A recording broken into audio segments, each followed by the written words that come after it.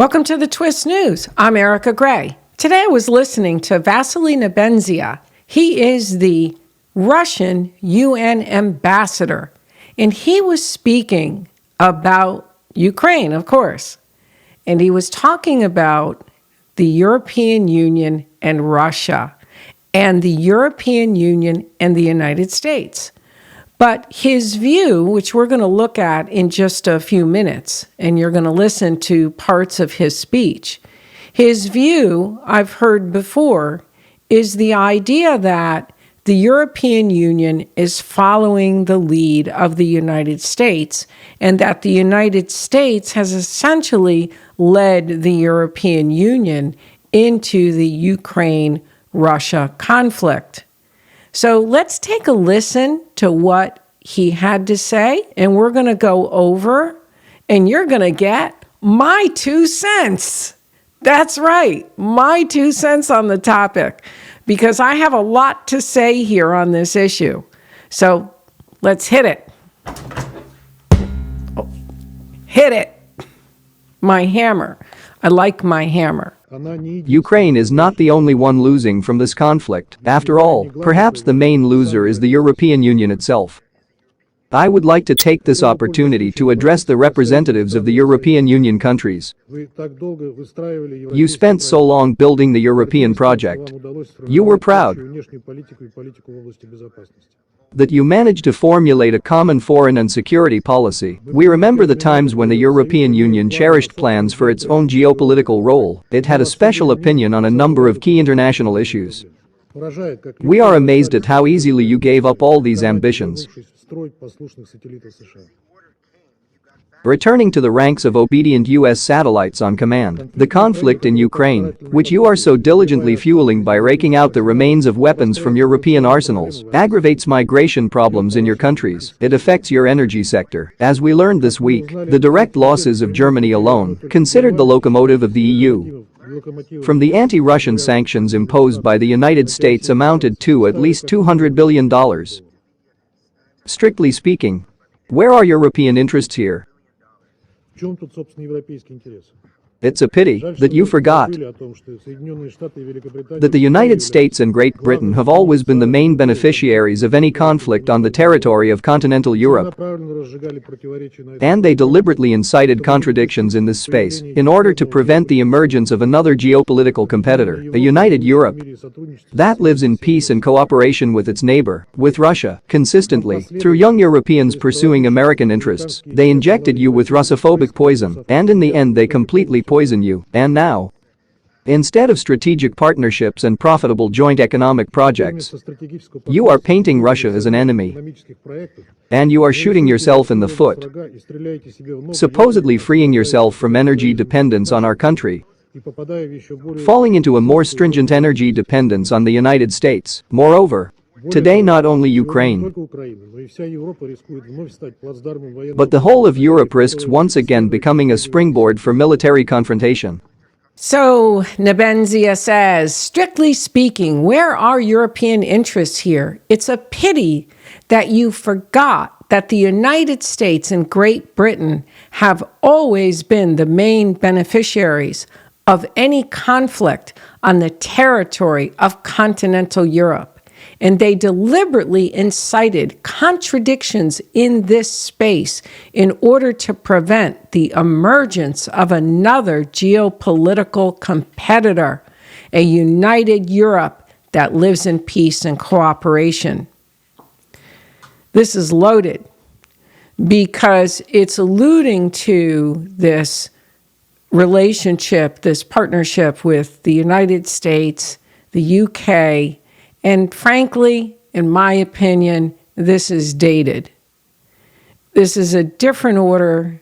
Europe is an emerged empire, and the UK exited the EU, is now struggling. It's not got that same clout, and Europe is gaining clout.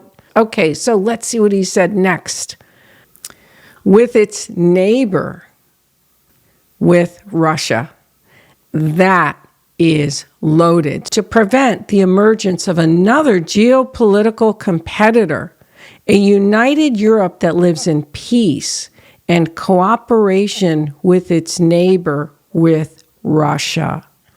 So what Nebenzya is saying here is that the United States, and he's also blaming the UK, is trying to prevent Russia-EU relations consistently through young Europeans pursuing American interests.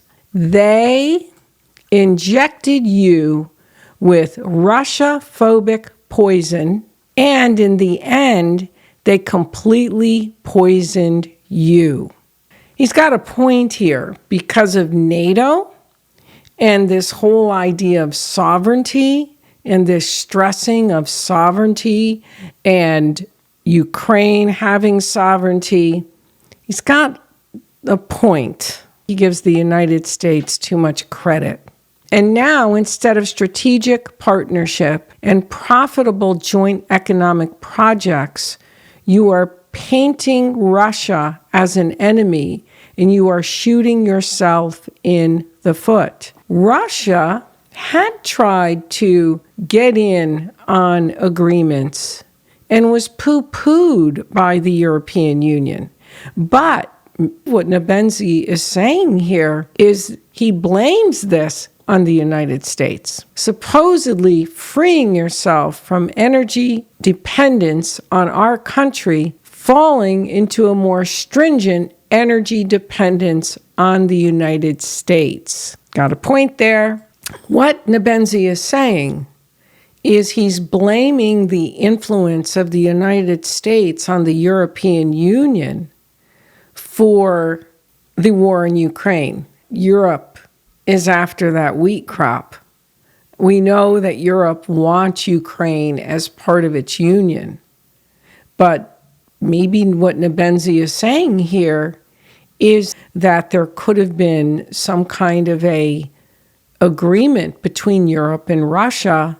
And he stated earlier in this speech that they again wanted trade pacts on the potential for peaceful relations with the European Union. The Eastern Bloc nations all view Russia in a very negative light. They view Russia as being dishonest, as going against agreements, as lying at the table. I know that's a view of a Chechnyan politician who I interviewed. Lithuania, talked to a Lithuanian journalist.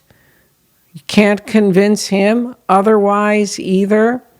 So within the Eastern Bloc nations, they seem to be the biggest champions of the idea that Russia is going to go beyond Ukraine, and you almost can't tell them otherwise. So I don't believe that Nebenzya is accurate here. I don't know that that peace is really possible given the view of the Eastern Bloc nations. I don't believe that this is all inspired by U.S. thought, because the European Union empire is forming on the basis of its own ideology. The federalist ideology drives the European Union, drives the European movement. It's for its own interests, but because it's bringing in 27 to potentially 37 nations that all have its own experience, and many of them border Russia, many of the countries border Russia, close to Russia, and they feel they're still living under the Cold War mentality, and there's almost no convincing them otherwise. And they're part of this European Union. They're part of this evolving empire. I don't believe that the U.S. has as much influence as he thinks. You also have the federalists who will take the Russia-Ukraine crisis as an opportunity for more Europe, because they've been wanting more Europe all along. This becomes a reason to campaign for the things that they have wanted, such as an EU-wide defense and other aspects of a unified Europe, which now they can campaign to the citizens because of the Russia-Ukraine conflict being billed as Russia aggression. Russia's going to go into many more countries. So there's more involved in this. Doesn't have this kind of power within the EU movement, within the European movement. They're following the beat of their own drummer. They're following the toots of their own horns. America almost doesn't exist in some of their minds. I mean, except that we've got NATO over there and they want their own defense. Oh, but, NATO will be a pillar. Of course, they'll take it. It's a gift. Even if they have their own defense, to have NATO on top of it becomes a gift, makes them stronger, lends to their strength. Let me know what you think. Do you think the Russia-Ukraine conflict is mostly driven by the United States? Is the United States the driver of European Union foreign policy? I don't think so. We're not the driver of European Union policy. Now, we are part of the collective West, and we're in league with different outcomes. Europe is looking to have the Ukraine be a member of the European Union, and we're looking to sell gas. They're looking for an increase in GDP, increase in numbers, increase strengthening their empire, and we're looking at gas deals. And I don't even know what else we're looking for. Our being over there doesn't make any sense at all. I don't even know what our strategic interest is, except maybe that we're selling defense weapons. I heard a clip of Victoria Nuland saying that we're keeping the defense industry busy. That's what we're doing. And we're also causing food prices in the United States to just skyrocket along with gas and other necessities because we're paying the tax on this conflict. I hope you found this informative. Please check out my Amazon store for products from all over the world, most of the places that I visited or report on. And if you don't subscribe, hit the button. Go ahead, hit it. And stay tuned till next time. Damn.